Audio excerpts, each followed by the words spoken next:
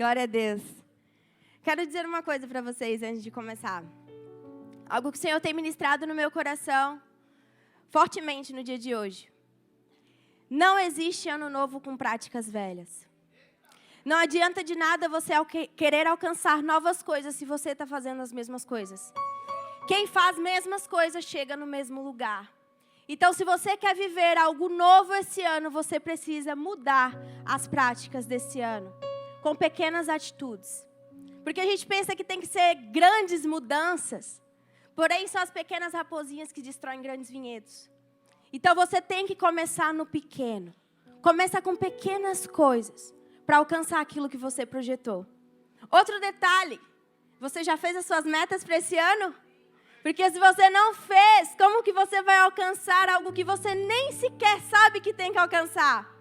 Não adianta de nada você ter flechas para lançar no alvo se você não tem um alvo. Então, defina muito bem os teus projetos para esse ano, para você saber exatamente onde você quer chegar. Amém? Glória a Deus. O ano do governo, então, o Senhor ministrou algumas coisas no meu coração sobre governo. E eu quero falar 3 coisinhas para vocês, antes mesmo de a gente entrar na palavra. Governo significa 3 coisas: posse, restauração e decisão. Como assim, pastora? O ano do governo vai ser o ano de posse, restauração e decisões. Esse ano, nós expandimos ano passado, mas esse ano é ano de tomar posse. Não adianta de nada nós termos entrado, expandido, a nossa empresa ter crescido, a nossa família ter crescido, nós termos subido no nosso cargo do emprego, se nós não tomarmos posse daquilo que o Senhor já nos entregou no ano passado. Então nós precisamos primeiramente tomar posse. E quando a gente toma posse, a gente restaura. Então eu não quero saber aonde você está. Eu não quero saber como está a terra. Porque eu quero te dizer uma coisa. Você tem dentro de você o potencial de restaurar. Não é a terra que te abençoa. É você que abençoa a terra onde você está. Então eu quero te dizer uma coisa. O Senhor vai restaurar esse ano. É ano de restauração na sua vida. E ano de tomada de decisões. Nada acontece se você não se posicionar e tomar decisões. O que um presidente faz? O presidente decide coisas. Decide para onde vai os recursos financeiros. Decide qual lei vai ser ou não vai ser aprovada. Nós não iremos governar se nós não aprendermos a nos posicionarmos e tomarmos decisões. Então, que esse ano seja o ano da posse, da restauração e da tomada de decisões. Porque assim nós poderemos governar. Amém? Glória a Deus. Nós vamos abrir a nossa Bíblia então. Glória a Deus. Obrigada, Jesus. Em Juízes 6.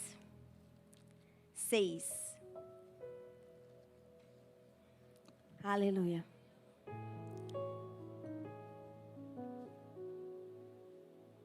Vamos orar? Pai, nós te agradecemos, Senhor. Nós te agradecemos porque o Senhor nos deu a oportunidade do nosso primeiro dia do ano estarmos na Tua presença. Pai, em nome de Jesus, a minha oração é que os corações nessa noite estejam diante da Tua presença como boa terra. E que tudo que for semeado, Pai, nessa noite possa produzir bons frutos. E que em nome de Jesus não seja mais eu falando, mas que seja o Seu Espírito Santo ministrando nessa noite. Essa é a minha oração, Pai, que eu seja um canal de bênçãos. Em nome de Jesus. Amém. Glória a Deus. Juízes 6, a partir do 11. Eu falei 6, né? Mas vamos ler o 6, é bem importante. Assim, Israel empobreceu muito pela presença dos midianitas. Então, os filhos de Israel clamaram ao Senhor. Vamos para o 11 agora. Então, o anjo do Senhor veio e assentou-se debaixo do carvalho que estava em Ofra. E Gideão, seu filho, estava malhando o trigo no lagar para o salvar dos midianitas. Então o anjo do Senhor lhe apareceu e lhe disse: o Senhor é contigo, varão valoroso. Mas Gideão lhe respondeu: ai, Senhor meu, se o Senhor é conosco, por que tudo isso nos sobreveio? E que é feito de todas as suas maravilhas que os nossos pais nos contaram, dizendo: não nos fez o Senhor subir do Egito? Porém agora o Senhor nos desamparou e nos deu da mão dos midianitas. Então o Senhor olhou para eles e disse: vai nessa tua força e livrarás Israel das mãos dos midianitas. Porque porventura não te enviei eu? E ele lhe disse: ah, Senhor meu, como livrarei Israel? Eis que a minha família é a mais pobre em Manassés, e eu o menor na casa do meu pai. E então o Senhor lhe disse: porquanto eu hei de ser contigo, tu ferirás os medianitas como se fosse um só homem. Aquele povo, naquele momento, eles estavam passando por uma opressão. E o que eu quero te dizer com isso? Que sempre que um líder, ele deixa de se posicionar, o povo sofre. Antes de Gideão, quem estava lá era Débora. Alguém que a nossa apóstola gosta muito de profetizar sobre, falar sobre ela. Débora, ela estava lá como profetisa, como juíza em Israel. Só que depois da morte de Débora, novamente o povo perece, o povo se perde. Sem um governo definido, o povo se perde, o povo perece. Sempre então que um líder morria, o povo se perdia. A consequência de um povo sem governo é a opressão. E aí, o Espírito Santo tem ministrado algo muito forte agora no meu coração. E eu tenho muito temor para falar isso. Mas o Senhor não me deu um espírito de covardia. Então eu vou falar. É porque muitos homens de Deus se esconderam que a igreja está sendo oprimida.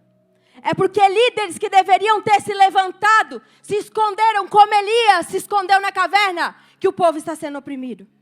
A igreja, ela deveria estar numa posição de governo hoje. Mas porque existiu líderes que no passado se esconderam e pensaram: para quê? Jesus já está quase voltando. Vou ficar aqui quietinho na minha bolha. Vou ficar aqui quietinho com o meu povo. E está tudo bem. E o está tudo bem, a igreja tem perdido posicionamento. A igreja tem perdido liderança. A igreja tem perdido governo. Porque existiu líderes que se contevem. Todas as vezes que você se esconde, o lugar onde você deveria governar é assumido pelas trevas. Todas as vezes que você não assume a posição que Deus te chamou para assumir, outra pessoa assume no seu lugar. E aí você pode falar assim: pastora, mas eu não sou pastor, não sou presidente, não sou prefeito, não sou vereador, eu não estou numa posição de governo. E quem é que governa a tua casa? E quem é que governa o teu trabalho? E quem é que governa a tua escola, a tua faculdade? Quem está governando a tua rua, o teu bairro, a tua cidade? Porque o Senhor te levantou lá. Se você está lá, o Senhor te entregou o governo daquele lugar. E todas as vezes que a gente deixa de se levantar por não saber quem nós somos, outras pessoas se levantam. Nas faculdades, porque os homens de Deus se esconderam nas cavernas, os movimentos ativistas têm ganhado espaço. Eu estudei lá dentro. Eu sei como era. Eu sei que não é fácil você assumir uma posição de governo lá dentro. Só que eu tenho muito orgulho dos jovens do Reborn. Porque tem jovens aqui que estão abrindo células dentro das escolas. Tem jovens aqui que têm se levantado. Tem jovens que estão dizendo: eu não aceito essas pessoas serem condenadas. Eu vou fazer a minha parte. Eu vou me levantar. E eu quero te perguntar nessa noite: você tem se levantado? Você tem se posicionado? Tem pessoas aqui que são donos da empresa. E ainda assim, não consegue colocar o governo de Deus lá dentro. Você precisa se levantar. Você precisa governar. Porque todas as vezes que um homem de Deus se esconde, as trevas governam. Não é tempo de se esconder na caverna. Ei, não é tempo de se esconder. É tempo de se levantar como uma voz para essa geração. É tempo de se levantar como uma voz nessa nação. Nós estamos sendo chamados para nos levantarmos.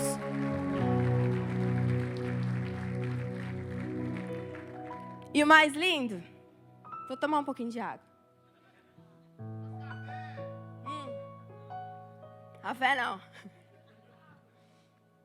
E o mais lindo é que o apóstolo falou hoje de novo, e eu tinha aqui para falar com vocês, então não vou entrar dentro desse assunto, por mais que eu tinha colocado aqui, e eu sei que é confirmação de Deus, porque Deus queria dizer isso.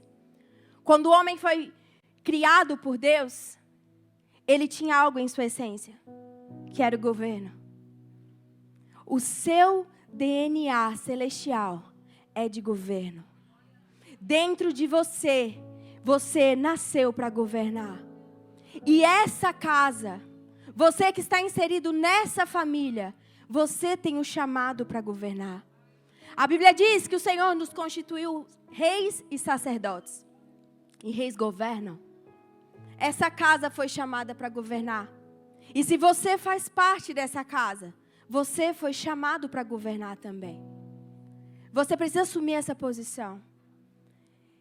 E aí, eu quero ler com vocês, voltando um pouquinho ali, em Juízes 6:13, vai dizer assim. Não sei porquê, mas eu vejo tantos falando assim, tantos irmãos. Eu escuto a voz de uns irmãos falando. Mas Gideão respondeu: ai, Senhor, se o Senhor é conosco, por que tudo isso nos sobreveio?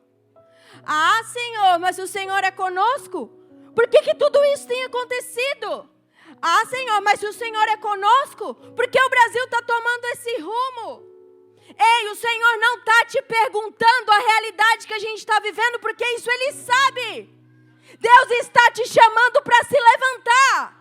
Ele não está te perguntando: ei, como é que está a tua casa? Tua família está ok? Ei, deixa eu te falar uma coisa. Tá tudo bem? Tá tudo certo? Será que você consegue se levantar? Deus sabe. Deus sabe quem está no governo. Deus sabe o caos que está o judiciário. Deus sabe, Deus está vendo. Mas eu já te falei, foi porque líderes se esconderam. Então, a partir do momento em que a igreja se posicionar, chegou a hora das coisas começarem a acontecer no Brasil. Deus não vai descer na terra para mudar o cenário brasileiro. Deus vai te usar. É através das tuas mãos, é através dos teus pés que Deus vai começar a mudar realidades. Não queira mudar o Brasil se você não é capaz de mudar a sua casa. Não queira mudar o Brasil se você não faz a diferença no seu trabalho. Ah, pastora, mas olha como está o Brasil. Mas como é que está o seu trabalho? Como é que está a sua casa? O nosso governo começa ali. Nós precisamos alinhar a nossa casa. Nós precisamos alinhar o nosso trabalho. Comece se levantando aonde Deus te colocou. Você não precisa estar lá na prefeitura. Você pode começar mudando a sua empresa. Aonde você trabalha. Daqui a pouco o seu patrão aceita Jesus. A partir da vida do seu patrão, outras pessoas podem conhecer a Jesus e você pode chegar lá na prefeitura. Às vezes, a gente tem que entender que as pequenas coisas, são os pequenos atos. A gente pensa, eu quero falar de Jesus lá para o STF. Mas às vezes a pessoa que você vai alcançar aqui vai poder falar de Jesus lá. São as pequenas coisas, são os pequenos governos. E muitos aqui estão perguntando: ah, Senhor, mas olha tudo, olha o cenário. Mas Deus está te mandando levantar. Deus não está te perguntando o que você está vendo. Deus está te perguntando o que você quer ver. Qual é a realidade que você quer viver? É essa a realidade? Então se levanta. E aí, eu quero falar para vocês que não é para você se desesperar. E eu digo isso sabendo o quanto é difícil. Porque ano passado, em um certo momento, eu me desesperei. Nem o Covid me deixou tão desesperada. Eu não sei nem se eu posso falar isso online. Mas nem o Covid me deixou tão desesperada, porque eu tinha certeza de quem estava me guardando. E eu sabia, porque a palavra da apóstola foi: 1000 cairão ao teu lado e 10.000 à tua direita, mas tu não serás atingido. Então eu tinha certeza que a gente não seria atingido, porque a nossa apóstola profetizou. Então, não foi tão difícil para mim como foi o ano passado. O ano passado eu me senti totalmente sem esperança. Eu olhei e eu falei: meu Deus, e agora? Eu entendo um pouquinho sobre leis. Eu entendo um pouquinho de como funciona tudo. E me bateu um leve desespero. E eu falei: Deus, e agora? Só que Deus me lembrou uma história. E Deus me falou uma coisa: filha, é na crise que eu mudo governos. Ei, eu vou repetir. É na crise que Deus muda governos. É durante a crise que Deus levanta homens e mulheres segundo o coração dele. Porque se o sistema continua como ele está, dificilmente a gente vai conseguir chegar lá. Mas é por causa da crise que o Senhor levanta homens e mulheres para governar. E sabe aonde foi assim? No Egito. O Egito, ele ia enfrentar uma grande fome. E não apenas o Egito, toda a terra. Mas Deus, que é um Deus geracional, e eu já vou falar um pouquinho sobre isso, levantou um menino, ainda muito novinho. Um menino que não entendia o que ele ia fazer. E mandou para o Egito. De uma maneira bem estranha, né? Digamos. Porque imagina você ter que passar tudo que José passou para poder governar. Sabe qual é o problema? A gente romantiza muito. A gente pensa: José foi preso, tadinho. Já parou para pensar realmente? Tu já se colocou na história? José, ele foi preso por ter sido fiel. Porque ele se posicionou e ele foi fiel, ele foi preso. Imagina você se levantar e se posicionar, e ao invés das coisas começarem a fluir na tua vida, você vai preso. E você pensa: meu Deus. Muitos desistem por muito menos. Tem pessoas que... Eu lido com jovens, então vou dar os exemplos do que eu vivencio. Terminou com o namorado, a pessoa para de vir na igreja. Você parou de tomar banho? Você parou de comer? E por que você parou de vir na igreja? Você está descontando o Filho de Deus agora? Tá doido? Você precisa se posicionar. E aí, pequenas coisinhas tiram do caminho. Pequenas provas te fazem questionar a sua identidade. Pequenas coisas te fazem pensar: será que Deus realmente me escolheu? Olha para José. Imagina. Você foi preso. Depois de fazer tudo certo. Primeiro que você foi vendido, né? Imagina. Deus, o Senhor me prometeu. Eu vi a minha parentela se curvando. Mas agora nem na minha casa eu estou mais. E aí quando parece que as coisas vão dar tudo certo, ele estava governando a casa de Potifar. Agora não mais, agora ele é preso. Muitas coisas ruins acontecem na tua vida para te preparar para o governo. Ano passado foi um ano de muitas provas. Ano passado foi um ano difícil, eu sei. Mas deixa eu te contar uma coisa. Quando o povo foi entrar em Canaã, não tinha gigantes? E a gente matou muitos, né? A gente matou muitos gigantes. Gigantes são desafios da vida. Quando o povo foi expandir, tinha gigantes. Só que depois que nós matamos gigantes, começa a fase do governo. Começa a fase de realmente assumir o governo. E José,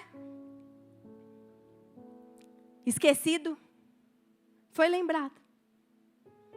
E ali começou, a partir da interpretação de um sonho, o governo de um jovem. Eu acho que a gente continua romantizando. Você tem noção do que José foi chamado para fazer? Você realmente tem noção? José foi chamado para guardar alimentos para que o povo de Deus não morresse de fome. Se não fosse José, todos teriam morrido. Pensa Deus te chamando, falando assim, pastora Ivanilda, você será responsável por manter o meu povo vivo. Pensa o desespero, irmão. Eu sou chamada para pregar e eu fico desesperada. Pensa José, que tinha que manter todo um povo, toda uma nação viva. Você sabia que foi por isso, né? Vamos abrir ali. Gênesis 45:7.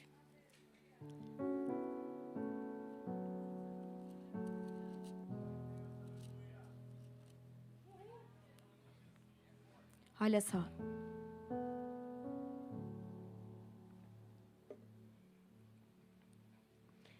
Pelo que Deus me enviou, isso aqui é José falando.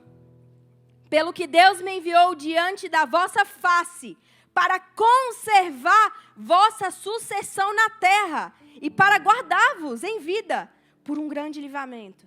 Assim não fostes vós que me enviastes para cá, senão Deus, que me tem posto por pai de Faraó e por senhor de toda a sua casa e como regente de toda a terra do Egito. José, ele foi chamado para manter o povo, porque senão todos teriam morrido. Um jovem que precisou passar por tudo aquilo para ser capacitado. Não questione as provas da sua vida.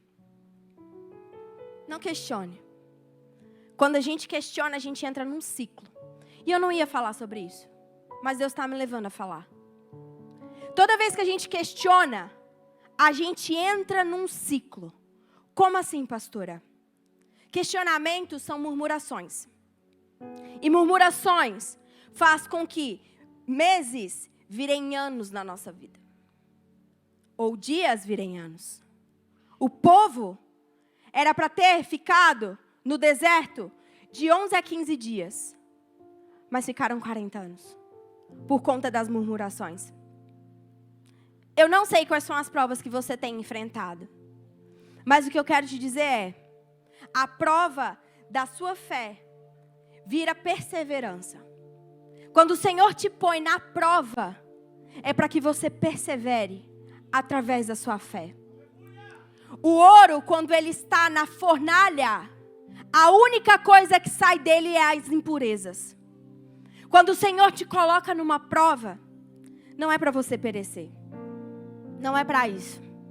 Quando o Senhor te coloca numa prova, é para que tudo que tem de ruim em você possa sair e fique apenas a pureza do ouro.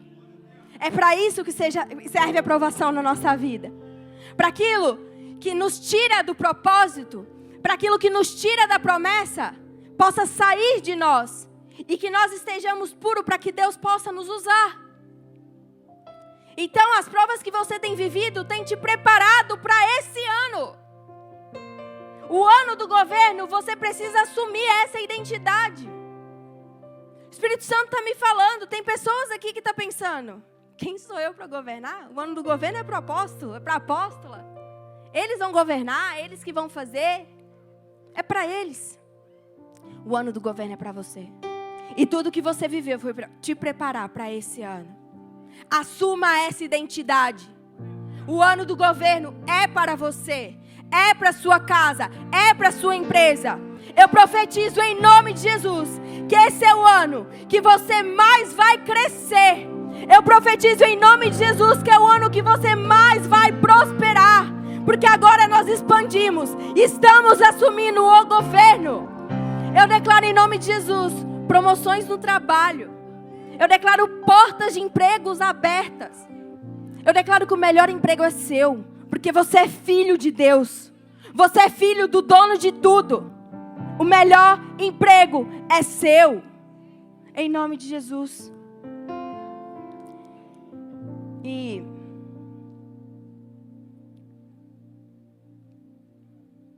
deixa eu só ver aqui para não perder nada.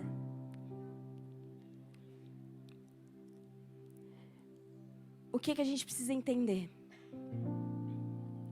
Nós expandimos. Nós vamos governar. Governo significa alinhamento. Chegou a hora de pôr a casa em ordem. Chegou a hora de colocar as coisas no devido lugar. Homem, chegou a hora de colocar a sua casa em ordem. Chegou a hora. Quando o povo desceu da arca, eu sempre volto na arca, né? Incrível. Quando o povo desceu da arca, Deus mandou o povo sair, multiplicar, encher a terra, frutificar. E o povo foi, né? Se espalhando. Mas teve uma galera que não. Uma galera que se uniu. E começou a construir uma torre. Tinha nada a ver com o que Deus pediu. Mas eles foram.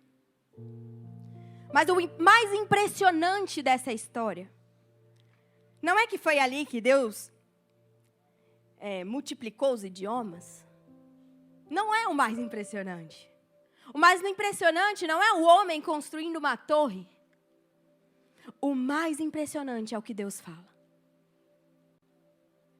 Porque esse povo fala a mesma língua. Porque esse povo tem a mesma fala. Nada mais é impossível. Falar a mesma língua é uma coisa. Falar a mesma fala é outra. Mesma língua é o mesmo idioma, mas a mesma fala é: esse povo tem a mesma visão. Esse povo tem o mesmo objetivo. Esse povo quer ir para o mesmo lugar. Então, quando o povo é um, eles se unem e eles vão para o mesmo lugar. Nada mais é impossível.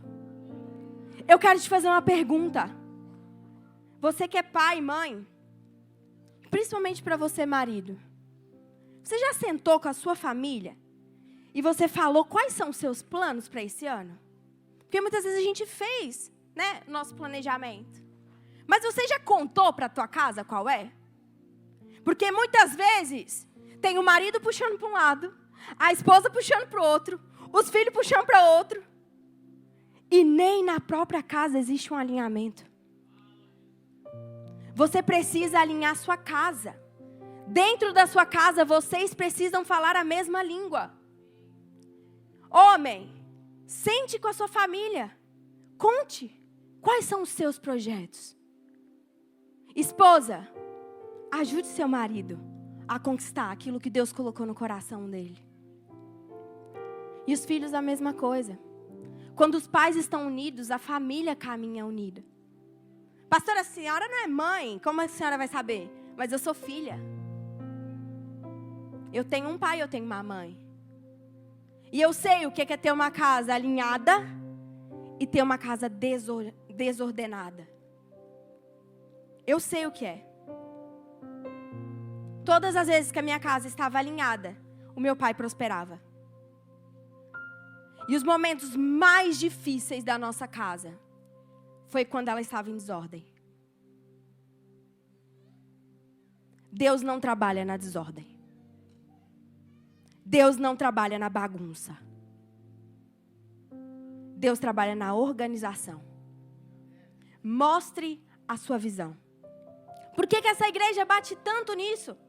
Vocês têm a aula integração. Aí quando vocês acham, né, que não, passou. Aí vocês pegam a pastora Isa no Fundamentos. Aí ela repete tudo de novo. E aí vocês chegam no culto e vem um apóstolo. E repete tudo de novo. Por quê? Abacuque 2:2. Escreve a visão de uma maneira que todos que passem possam ver. A visão aqui é muito clara. Para que todos possam ver. E todos possam participar. Porque essa visão foi entregue para os dois. Mas obrigada, Jesus, porque hoje nós fazemos parte também. Hoje essa visão é sua. Esse é o teu destino também. Porque Jesus é maravilhoso. Deus é um Deus geracional. Deus levantou José pelo motivo de proteger o seu povo. Deus não levantou José para José se achar o bonitão da balachita. E eu sei que 50% não sabe o que é balachita. Meus pêsames a você. Balachita é uma bala lá de Minas Gerais. E ela é muito boa. Então tem pessoas que se sentem ali, né? O bonitão da balachita. O alecrim dourado. O querumbi ungido. Não foi para isso que Deus levantou José. José sim usufruía do que Deus entregou para ele. Mas Deus levantou José para preservar toda uma geração. E agora eu vou te falar uma coisa.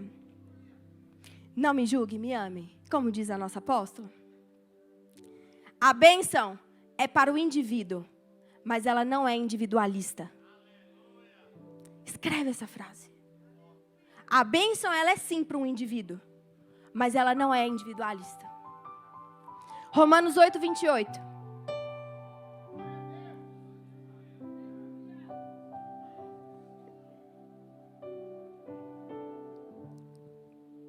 E sabemos que todas as coisas contribuem juntamente para o bem daqueles que amam a Deus e daqueles que são chamados segundo o seu propósito.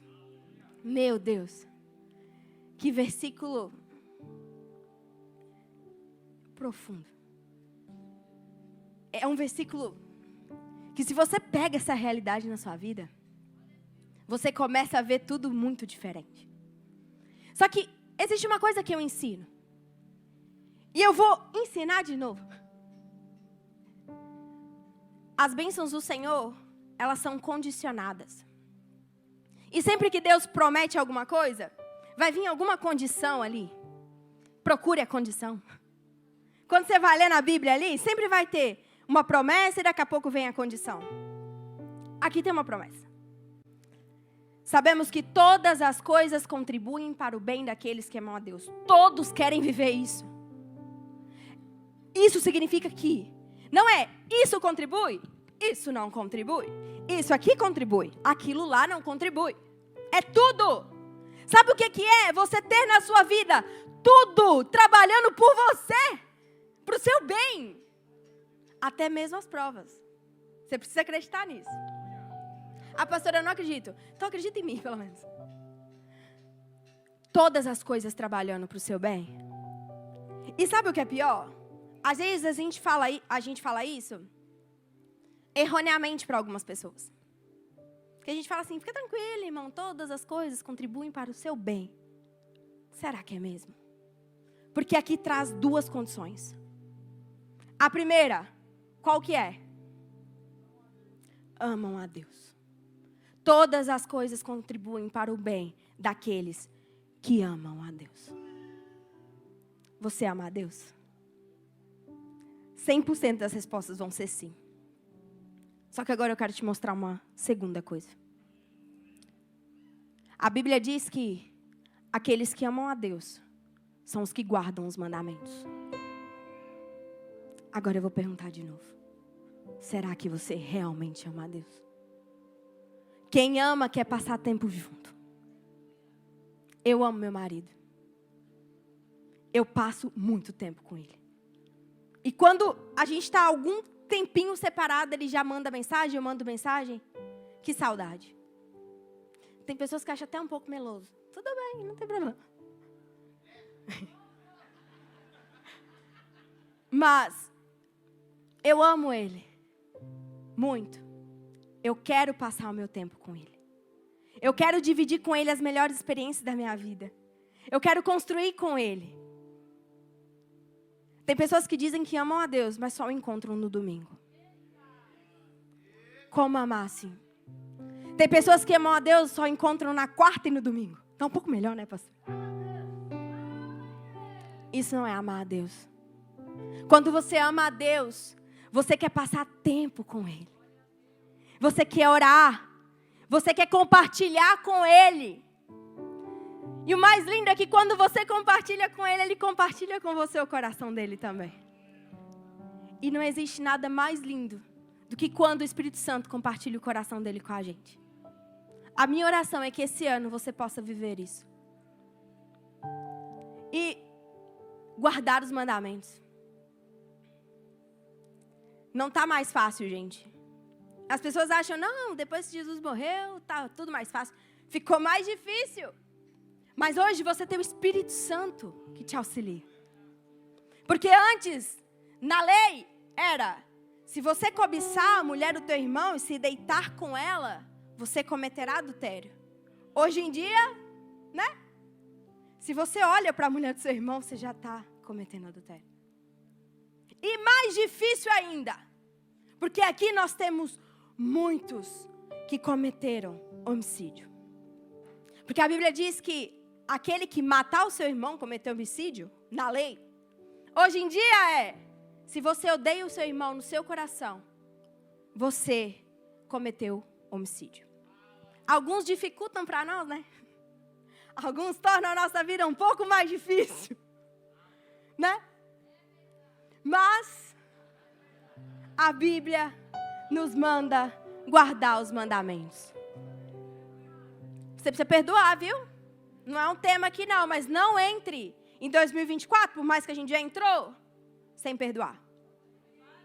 Não entre.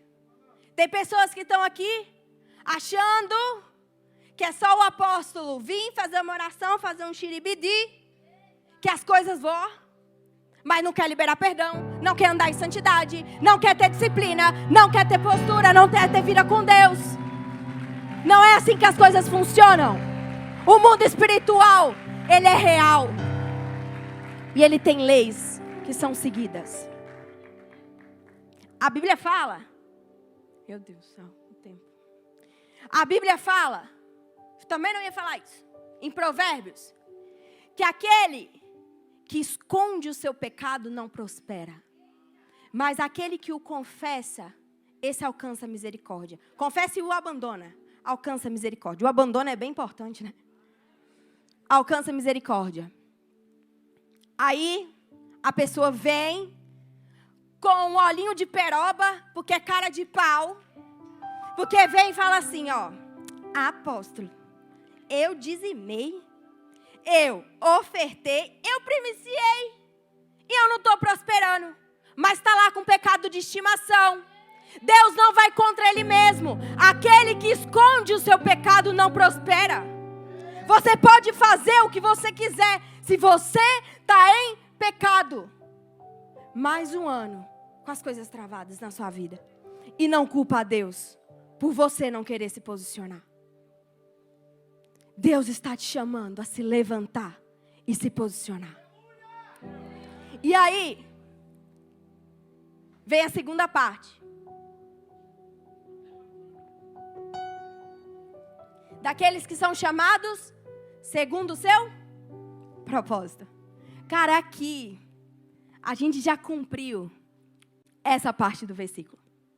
E isso é maravilhoso. Deus entregou um propósito. Você precisa estar nele. O que a gente precisa entender é que eu vejo muitos jovens fazendo isso.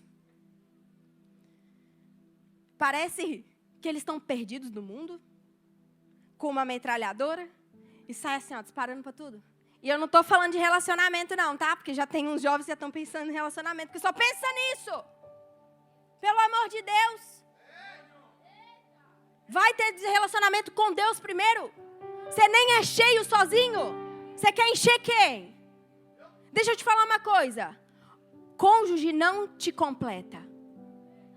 você precisa ser completo sozinho. E eu vou te ensinar uma matemática que o jovem sabe muito bem, que eu sou chata com isso. Qual que é a matemática, pastora? Fica tranquilo que eu sou péssima em matemática, então se eu entendi, você entende, tá? Tranquilo. Que eu falo em matemática, as pessoas já botou um sinal assim na cabeça. Calma. Qual é a matemática? É assim, ó. Se você é completo e você se relaciona com uma pessoa que não é completa sozinha, você é numeral 1, vezes meio é meio. Olha que lindo. Vocês dois ficam pela metade. Agora, se você não é completo sozinho, e você se relaciona com uma pessoa que também não é completa sozinha, é meio vezes meio. Os matemáticos já se desesperaram, outras pessoas estão me olhando com uma interrogação dela, eu não sei o que ela está falando. O que é meio vezes meio? É 0,25. É 1/4. Se duas pessoas que não estão completas se relacionam, vocês dois vão se puxar para baixo. Agora, 1 vezes 1 é 1. Quando você encontra uma pessoa que também é completa em Deus sozinha, esse casamento prospera. Porque você não precisou de ninguém para te completar. Você não precisou de ninguém para te trazer felicidade. Vocês se transbordam. E é isso que você tem que buscar. Fecha parênteses. Você precisa entender que a bênção do Senhor, ela é geracional. Então você não está no mundo perdido, procurando desesperadamente o que eu vou fazer agora.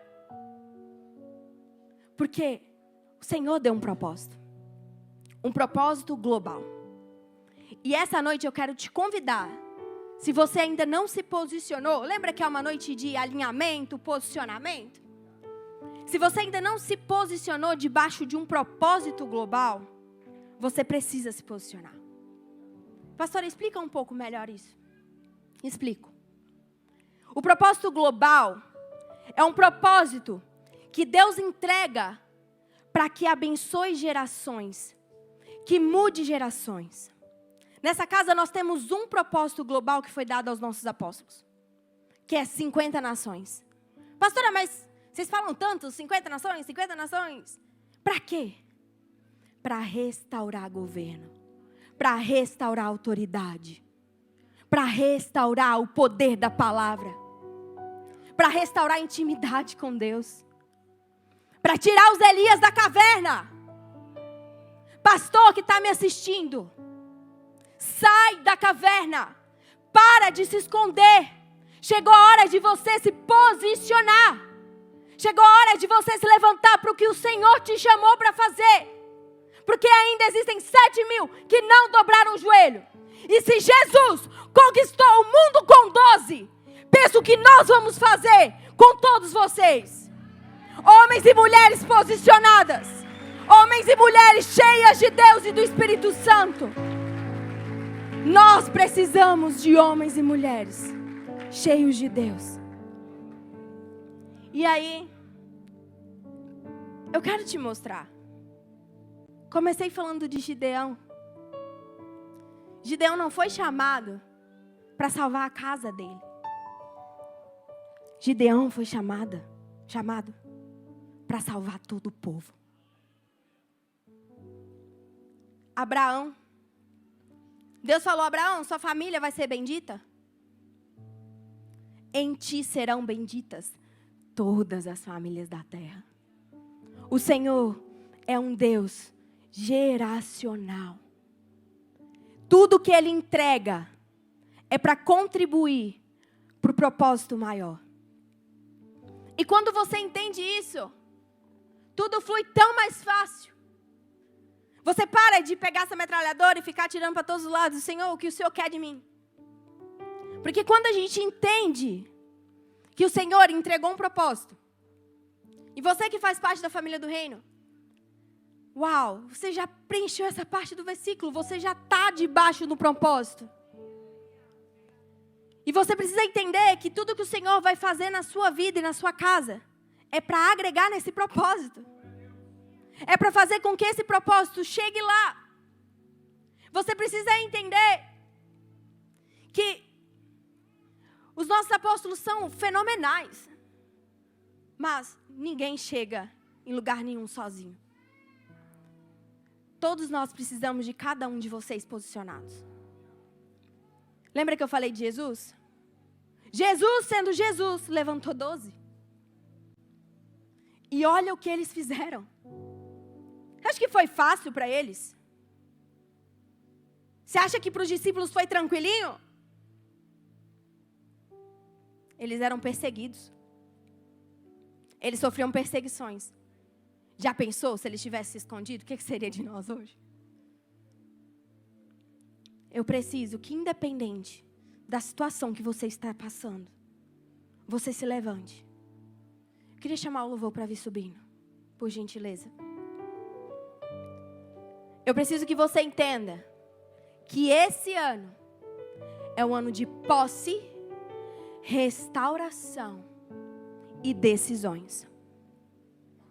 É ano de você pegar aquilo que o Senhor te entregou em 2023 e realmente tomar posse. É ano de endireitar a casa. Chama a sua família, começa por lá. Não sabe por onde começar? Vou te dar a dica. Sua casa. Comece por lá. Chame a sua família. Aonde a gente quer chegar esse ano? O que a gente quer conquistar esse ano? Porque olha só. Se você, pai de família, fala assim, filhos, esse ano o pai queria fazer uma viagem legal com vocês. Todos da casa vão contribuir por isso. A esposa não vai sair comprando um monte de coisa. Os filhos não vão sair pedindo um monte de coisa. Por quê? Filho, lembra que a gente conversou que a gente quer viajar? Olha como facilita a comunicação. Do que você ficar falando, não tem dinheiro. Não tem dinheiro. E na verdade tem. E você está construindo uma realidade de escassez na sua vida. Mude as suas palavras. Mude o que você tem falado. Você precisa entender que você precisa alinhar tudo. Determinar suas metas. Restaurar. E sabe o que é mais lindo? Meu apóstolo, minha apóstola. Eu tinha conversado com um apóstolo que eu sentia muito forte no meu coração que esse ano era o ano da conquista. Não sei se os senhores lembram disso. E o pai chegou com o ano do governo. E aí Deus falou comigo, eu te entrego só um pedacinho do que vai ser esse ano. Porque realmente é o ano do governo. Porque posse significa conquista. Dentro do ano do governo a gente conquista. Dentro do ano do governo. Você precisa entender que Deus começou um movimento no Brasil. Isso é muito sério. Deus começou um movimento. E esse movimento que Deus tem começado, Deus não fala só com a gente. Deus tem falado com muitos outros homens de Deus pelo Brasil. E é esse movimento de reconquistar o que a gente perdeu ao longo da história. Eu achei muito lindo que hoje o louvor ministrou sobre conquista, governo, sobre a igreja não ter sido parada. E eu falei, o Senhor está confirmando isso.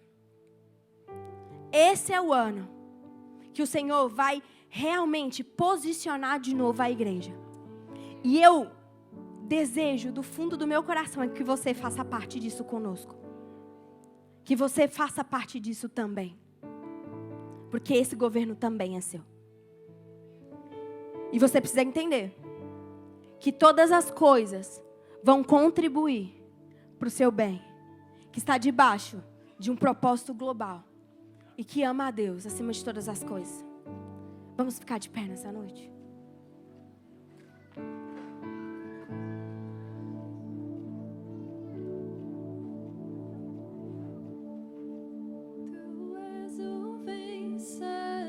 Apague as luzes, por gentileza.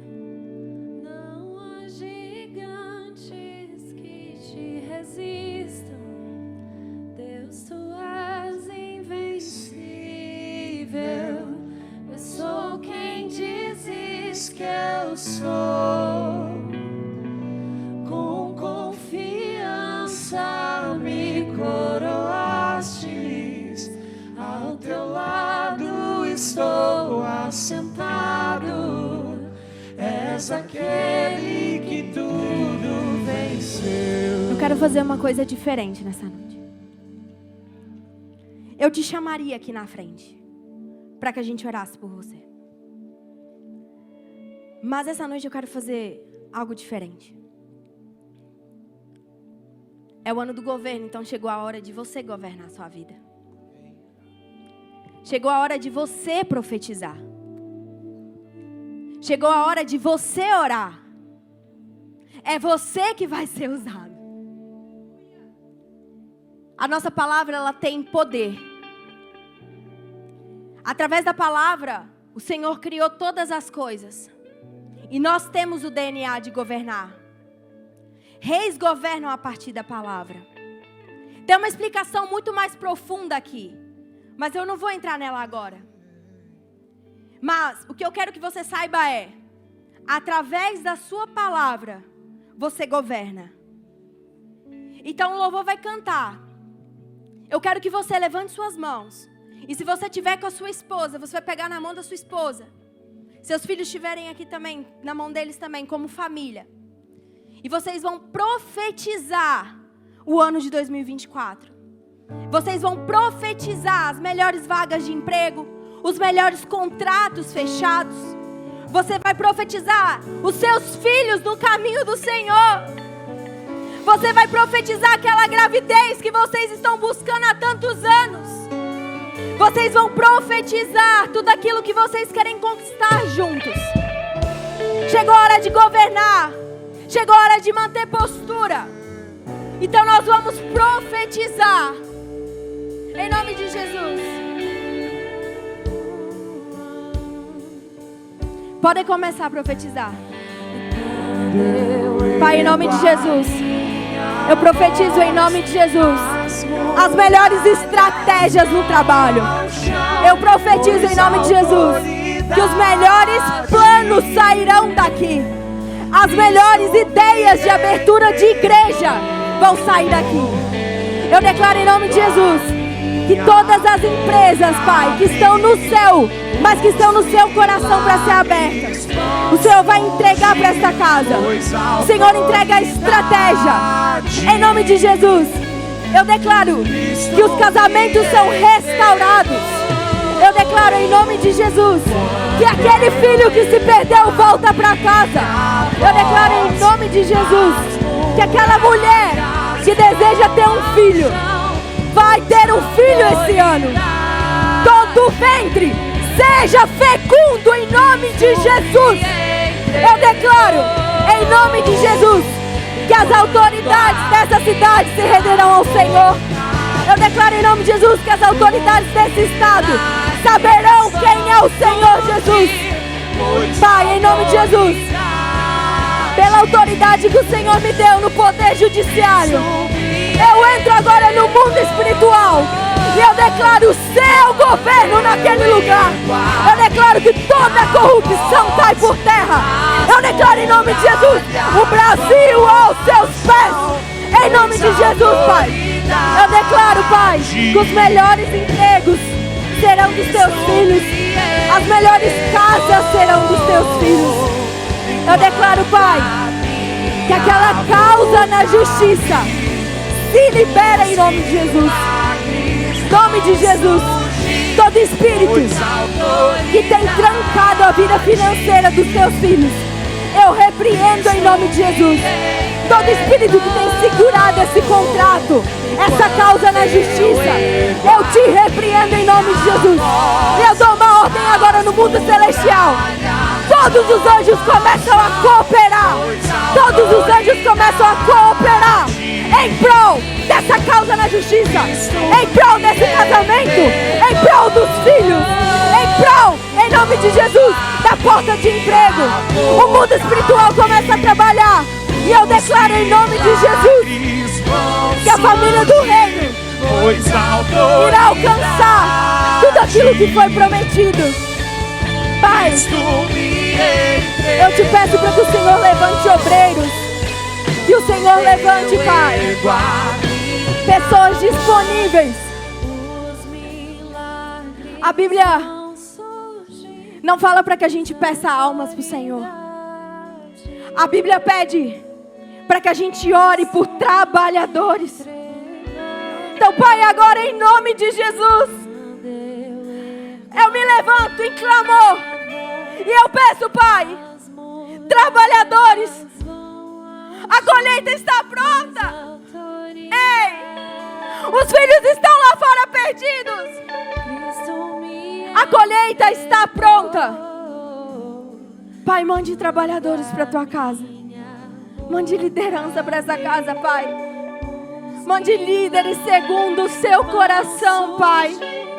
Em nome de Jesus. Que o Senhor venha levantar sacerdotes nessa casa, Pai.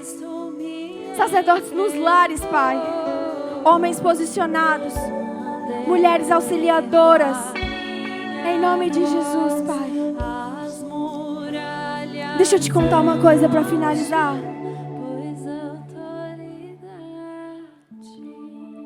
E eu acho que isso vai te alegrar muito. Antes de grandes avivamentos, vieram crises. Se você estudar os avivamentos da história do mundo, antes deles acontecerem, vieram crises. O Brasil tem promessa. E eu reivindico essas promessas sobre a minha nação. O Brasil tem promessa de ser um celeiro missionário, um berço missionário. E eu declaro sim, em nome de Jesus, o avivamento nascerá no Brasil. O avivamento sairá dessa nação.